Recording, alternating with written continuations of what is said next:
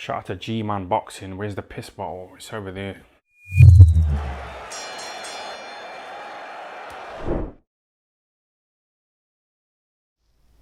Alright, people. We're not going to call this midweek report time. That's what I normally say, midweek report time. We're not going to call it that. I don't know what we're going to call this because it's kind of not midweek, obviously.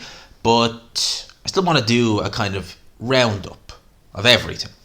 So, we'll start with the Eubank Jr.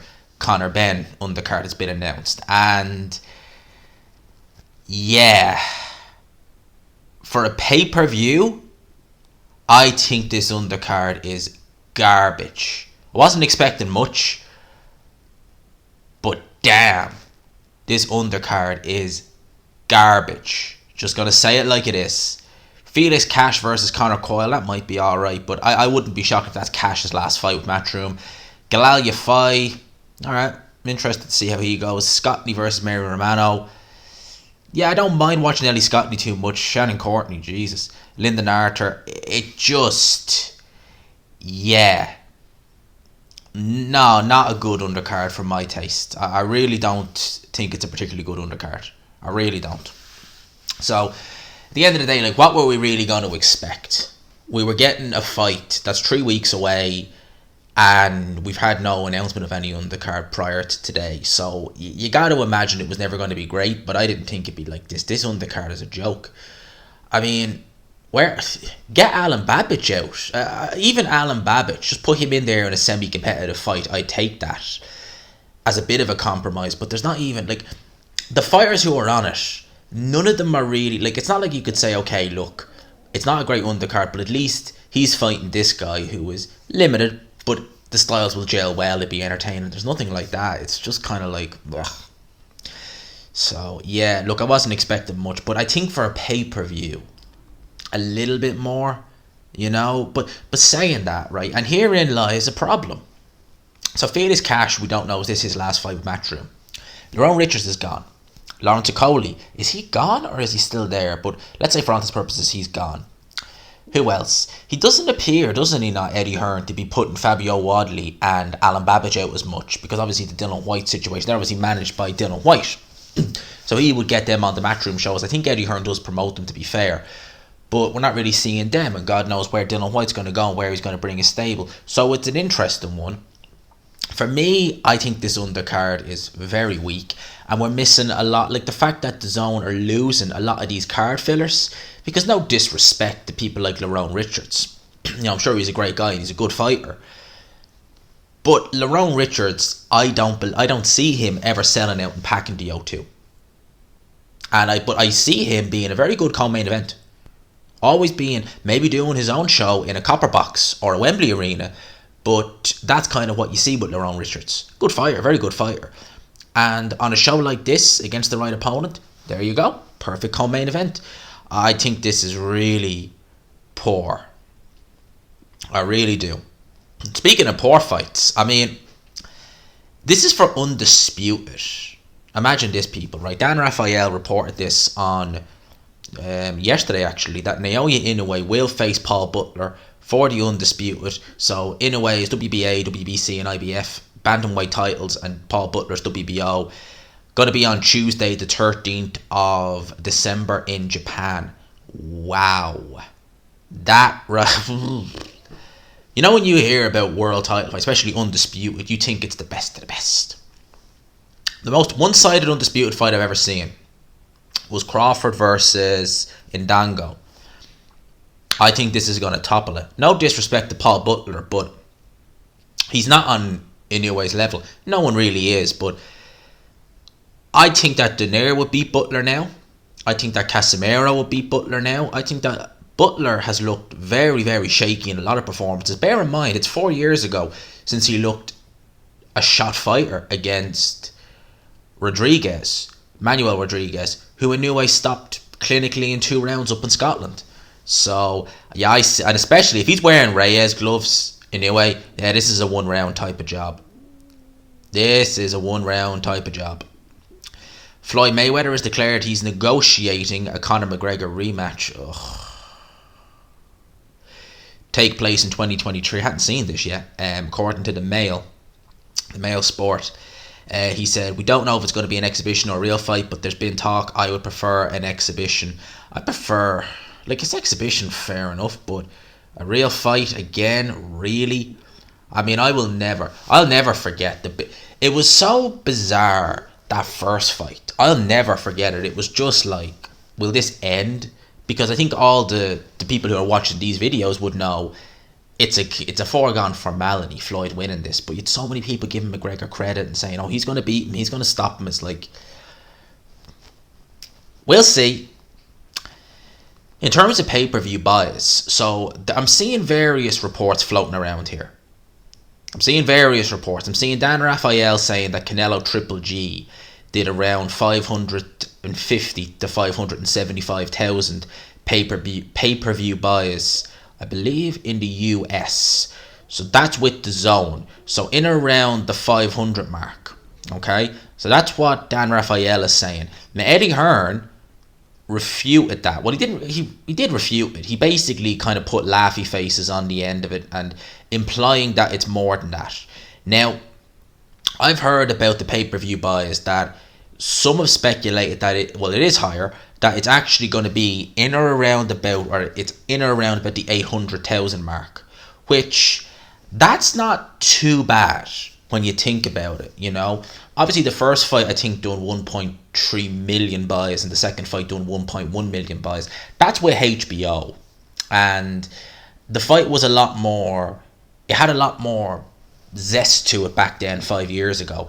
And I think that HBO and their pay-per-view platform was established. So you would imagine that they would have done better numbers than the zone straight off the bat. And the fact of the matter is, look, the closer we got to the fight, I was getting excited, but then it just kind of died off, if you know what I mean. And I didn't even do a watch along for it because I was just like, do I really want to see it? I was like, it won't be that good probably, and it wasn't, you know. So there wasn't as much hype for the third fight. Hence the reason why. Look, if this was on HBO, the buys would have been down anyway. So if you're talking 800k buys, apparently it did over 1 million worldwide. You can't really complain for a fight that's probably 4 years past the sell-by date. Can't really complain about that. Josh Warrington will face Alberto Lopez. That's going to happen on December 10th in Leeds. Mandatory title defense. That's going to be interesting. That's going to be an interesting fight. Alberto Lopez, didn't he stop Isaac Lowe? Now look, Warrington is better than Isaac Lowe, much better. But still, I don't trust Josh Warrington after those Mauricio Lara fights, even the second one, because he was looking shaky in there. I don't trust Josh Warrington. I really don't. Joshua Bowati versus Jan Pascal. It's reported that this will not be happening, that Bowati did not sign the contract by the deadline, so the IBF are moving on. Lou DiBella has won the purse, was planning to work and stage it with Frank Warren, as they were insinuating on the most recent BT Sports show. Now, Lou DiBella, I support the current thing, says on Twitter, this is what he quoted, he says, "Here's why, Eddie, and you know that the request for a provision in the bout agreement was both necessary and after the IBF's decline, and thanks for alerting me about something's number." So, because Eddie Hearn basically said, why did you put in contract the request from the beginning, cheeky boy? I think it was something to do, I'll read the contract here. He says, the Bell Entertainment and Queensbury Promotions are looking to innate a VADA testing program for the IBF elimination bout between Jan Pascal and Joshua Bowati, tentatively scheduled for November 26 at the O2 Arena in London. Attached here are the applications and whereabouts forms for the two fighters. We would look for the program would begin with both fighters signing their bout agreements, which should be this week.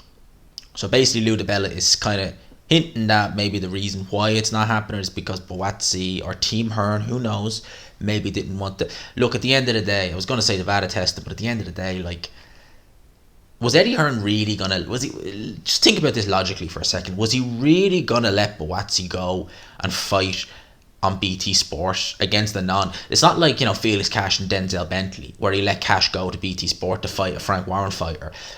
Pascal's not a Frank Warren fighter, so again, why would you let him? I don't know. I really don't know. Katie Taylor will defend her undisputed lightweight world titles in the Wembley Arena October 29th against Karen Elizabeth Karajba. Probably butchering that name.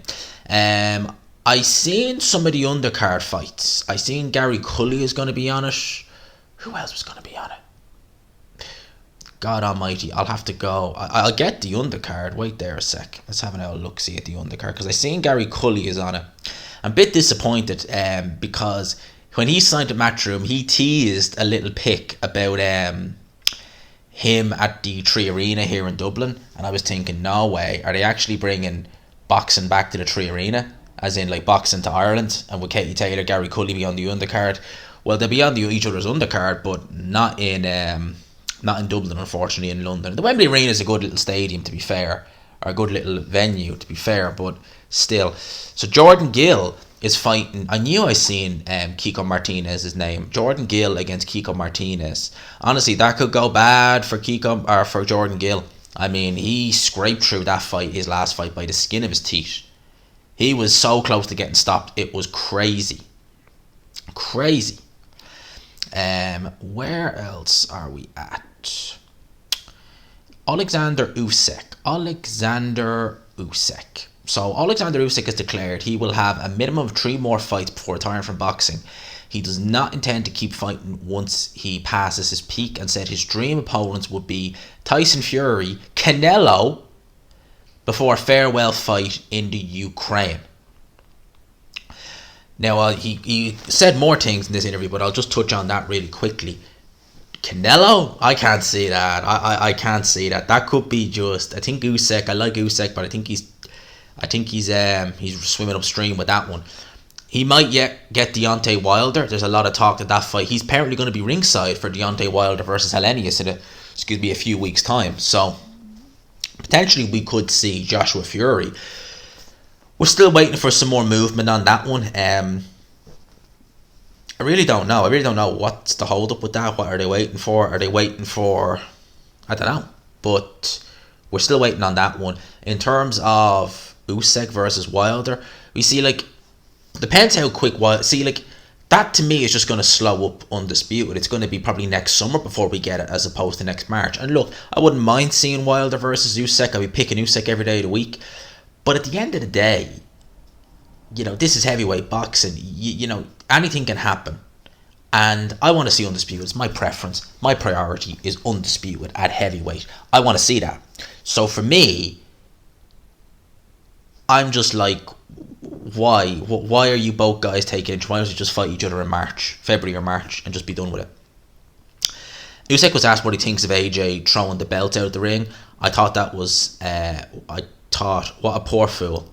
He reminded me of a little boy who wanted to play with a ball, but it was taken from him, so he decided to throw it over the neighbour's fence. I mean, that's actually a pretty good analogy, to be fair. Yeah, look, Anthony Joshua, it was... I said it once, I'll say it again. In many ways, it was kind of bound to happen, I feel. That AJ would have that kind of mental breakdown in the ring. Well, I mean, not in the ring, but it would happen at some point.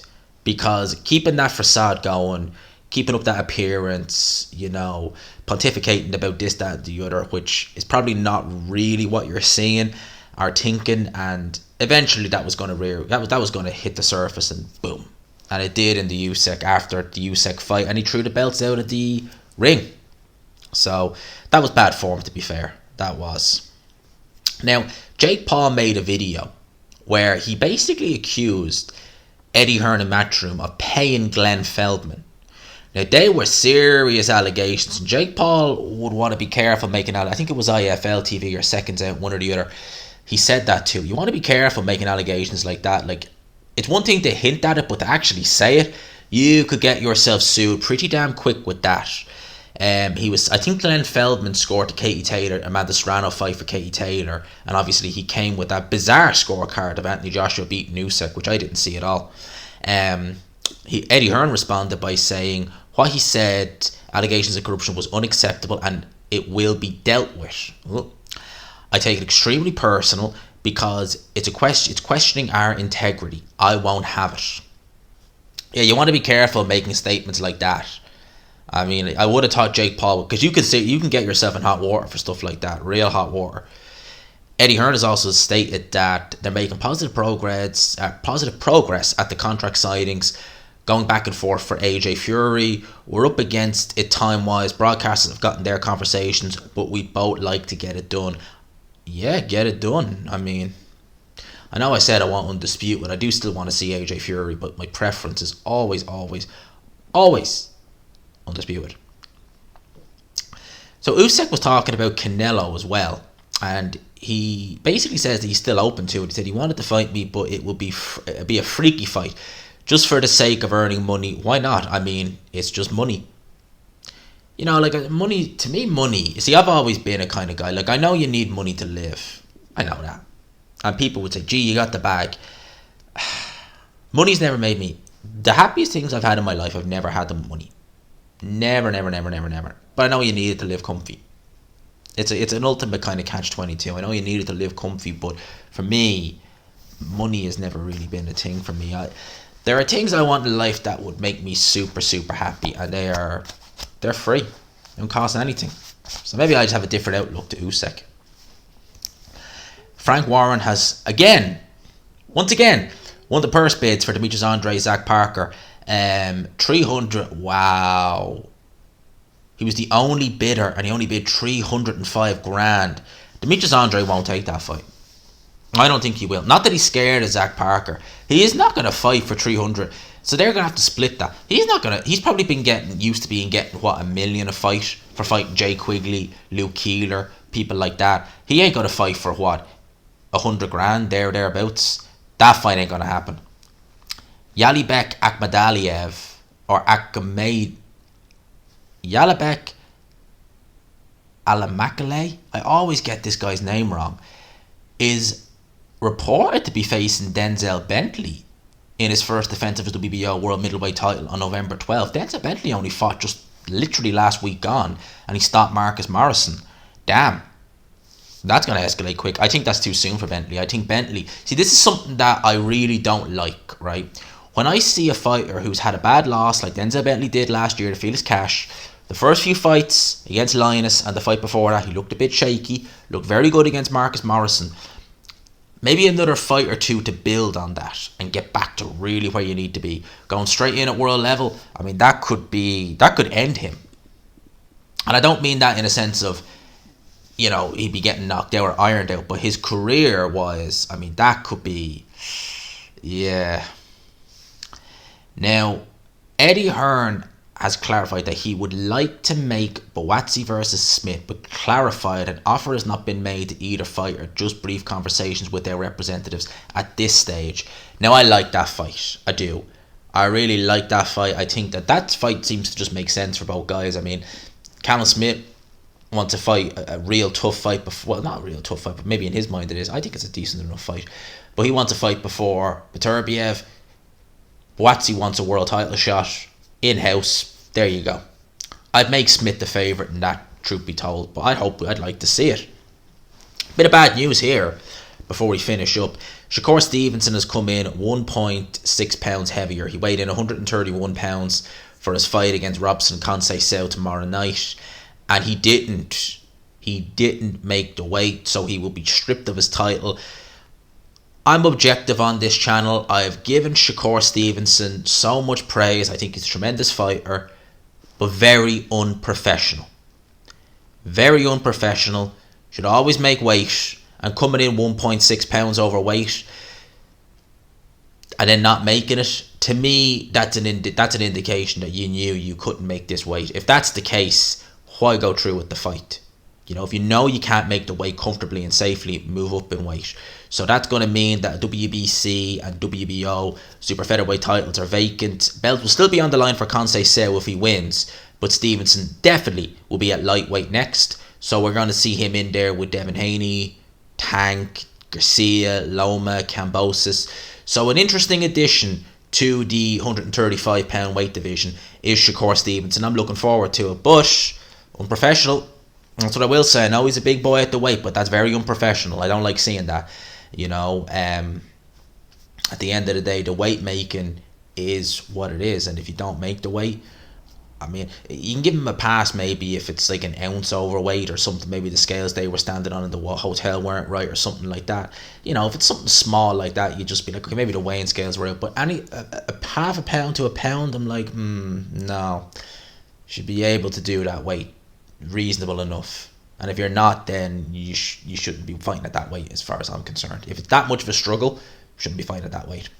So people, I'm going to leave that there. I hope you enjoyed this video, me rambling and talking. Probably not going to do a watch along this weekend, truth be told. I still have some stuff going on outside of here, and yeah, look, I'm just kind of, everything is still kind of up in the air, you know. But you're just trying to get through it, you know. So you just kind of keep making videos, keep doing what I do, and the subscribers could say a prayer that things would be okay. If you believe in that, please do. And yeah, we'll go from there. So for now, lads and lassies, I will leave you with that. Oh wait, before I go, I did say I'd preview the Parker versus Joyce card. I did say that, so I will do it really quickly. Not much really to say about it. It's not a mind-numbingly good card, but I prefer it to the one matchroom we're doing this weekend. No matchroom hater, but like I was looking forward to Lee Wood versus Lara, but that's not happening. So let's have a look. See, so Caceres versus Magisi. Okay, we'll see how that goes. Ezeman, I find him very boring to watch. Serrano versus Morford. Yeah, I'll watch that. Man, the Serrano I like watching. Nathan Heaney, knockout waiting to happen. Jack Flatley. I'll watch Nathan Heaney. I like his entrance. Again, knockout waiting to happen. Mark Heffron, he's back out quick. Big up to Mark Heffron, by the way. Raven Chapman versus Guanini. Looking forward to that one. Looking forward to seeing how Raven Chapman looks in that fight. Someone was saying, is that for a title? It's an 8-rounder, so it's for an international WBC title. So Chapman versus Guanini. I mean, let's see how that goes. Guanini coming off the back of a win over Stevie Levy. I mean, should never have been in the ring with Guanini, to be honest with you, Stevie Levy. I don't know what Dave Allen was thinking. In fact, I don't want to know what he was thinking making that fight. But Raven Chapman is a lot more talented than Stevie Levy. Much more talented. Just a much better fighter, much more proven. So I'll be interested to see her, and obviously Joyce versus Joe Parker main event. Not an amazing card, but we'll fade in and out of it nonetheless. That's what we will do. So for now, lads and lassies, I'll leave you with that. I hope you enjoyed the video. Smash the like button if you could. Hit subscribe if you haven't already. And yeah, we keep soldiering on. We keep it going, lads. We keep it going. You know, keep it going. Let's do it. For now, smash the like button. Peace.